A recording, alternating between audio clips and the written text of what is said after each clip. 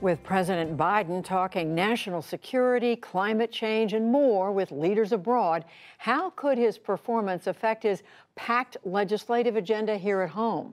Here to analyze that and more are Tamara Keith of NPR and Lisa Lehrer of the New York Times. Amy Walter is away. It's so good to see both of you. Thank you for being here, Lisa and Tam. And Tam, I'm going to start with you on President Biden's trip. First of all, how different is this from the trips we saw President Trump make? And if it's seen as a success, could that translate into something that helps him here at home? So I was on former President Trump's first international trip when he went to NATO, and there was this big question: will he or won't he reaffirm the U.S. commitment to Article 5, which is this mutual defense treaty? And he never said the words. And that was just one encapsulation of the drama that swirled around every trip he made to an international summit. It was very different with Biden.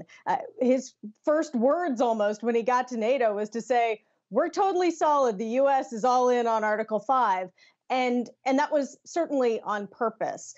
In terms of whether this will sort of translate domestically, foreign trips, international relations are a critical part of the presidency. It's one of the most powerful parts of the American presidency, and yet it doesn't necessarily get a lot of benefits back home. I will note one sort of funny thing is that Build Back Better is his infrastructure initiative. Well, he has exported the terminology, and now the G7 leaders are talking about Build Back Better World. So the branding, at least, he's exporting it. So, Lisa, how do you see this and this question of whether it could have any bearing on what he's trying to do here at home? A lot of challenges. Well, I think the jury's still a little bit out because the big, most sort of stressful part of this trip is going to be his meeting with Putin on Wednesday. Republicans I'm talking to, strategists, already say that they're thinking of casting President Biden as weak. They see that as a strategy that could work for them in the midterm elections. So if this meeting with Putin doesn't go well, he doesn't show strength, it's going to play right into the sort of Republican political tactics in some ways. And I do think a failure there could make him have a little bit more juice in these negotiations over the infrastructure bill back here that are going on in Congress. Of course, even if that summit with Putin is a great success, those negotiations are really hard. Not only does he have to win over 10 Senate Republicans, which is number, honestly. He also needs to keep his left flank, who would like to see a much bigger bill, one that includes things like climate change and much more spending, on board. And it's just a really delicate line to walk. And I think like a failure abroad would certainly hurt that ability. I'm not sure a success, given how hard those negotiations are, helps him all that much. Well, you're both right. We do have several more days to go, and we've got the big meeting with Vladimir Putin, Tam, yet to unfold. But Tam, I want to turn to something you've been covering in the last few days, and that is Vice President Kamala Harris. Some of the agenda she's been handed. You went with her to Central America. President Biden has asked her to try to deal with the immigration issue. What did you see there? How is she handling this challenge?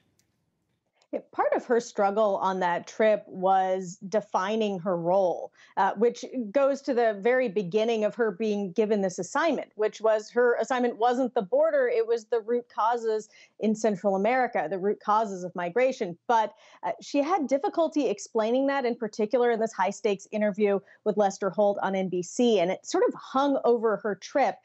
Part of her challenge is that the president's Republican opponents have found that she is a much easier target than President Biden himself. President Biden is a known brand. He's been around forever. Vice President Harris is less well known. And now she has returned to the U.S. and she is working on trying to juice vaccinations and get those numbers up. It's a goal, that 70% goal that the U.S. may not ultimately meet by the president's July 4th deadline. And she's also working on voting rights. That's something during her trip when she was in Mexico, she was very passionate in talking about concerns around voting rights. Legislatively, that looks like it's going to be a challenge in Congress, too. But she is starting to use the bully pulpit, and we're going to see her tomorrow meeting with Texas legislators who push back on an effort there. So it's she has a very large and broad portfolio at this point. And a tough one. And as you said, voting rights a big part of it. She was in South Carolina today, Lisa, talking about that. And I frankly want to use that to segue to something else going on in South Carolina, and that is there's a Republican congressman who surprised a lot of people, Tom Rice, in voting to impeach President Trump over his role in the January 6th mob takeover of the Capitol. And he's getting a lot of flack, and now there's real concern about whether he's going to win re-election. He was in his district. He's been in his district in recent days. What does it look like for him and for any of these Republicans who stood up to former President Trump? Yeah, well, it doesn't look pretty, and it certainly doesn't look easy. The Republican 10, or the impeachment 10, as some Republican strategists have started calling them, they face a tough road in some cases. I mean, support for former President Trump has become a litmus test in that party, as has whether Republicans believe that the election was fairly decided, or they sort of buy into these baseless claims that Biden is an illegitimate president. We know from polling that a lot of Republicans do. About 2/3 of the party say they have questions about the outcome of the 2020 election. Those are questions that Trump is very eager to stoke. And I can tell you, I spent a lot of time last week talking to Republican voters and Republican activists, local party officials. And the thing that comes up over and over again is not the response to COVID or the economy. It is the 2020 election and the role that that former President Trump should play in the party. So I think it is a tough road for Republicans who broke with the former president. I think they'll have a lot of work to do to get right with their base. It's unclear if they'll even be able to accomplish that. It sort of depends how the next year plays out. I think it's also important to remember that former President Trump also has a lot riding on these midterms. It's going to be a real test of his strength, whether the people that sided with him, the candidates who side with him, and the candidates that he endorsed are eventually successful. I think a lot of Republicans will be looking for that to gauge how strong former President Trump remains and what his political future could look like. And Tam, the kind of flack, if you will, that Congressman Rice is facing among his constituents is a message to many other Republicans who are maybe even thinking about whether they should put any distance between themselves and the former president. You know, when it comes to former President Trump and the Republican Party, there is basically no room for a Republican elected official who separates themselves from President Trump. I mean, there might be room for them with cable TV hits, but in terms of their political future, there is a long line of are retiring or are primaried, the Republicans who stood up to President Trump tend not to be elected Republicans for all that much longer.